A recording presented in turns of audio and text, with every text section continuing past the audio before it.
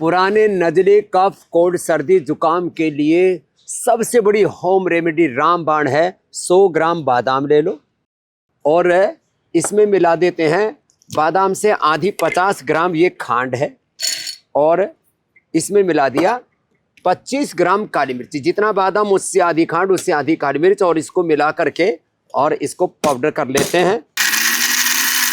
मात्र 1 चम्मच आप खाइए और इससे पुराने नजले को आप विदाई दे सकते हैं।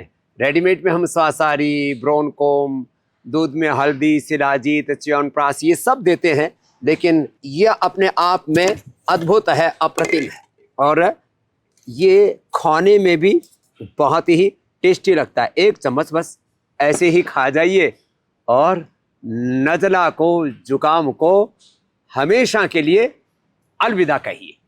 सदियों से अपनाई गई वासा, बनपसा व तुलसी आदि 16 जड़ी बूटियों से निर्मित श्वसारी अपनाएं। सर्दी, जुकाम, कफ, खांसी आदि से छुटकारा पाएं।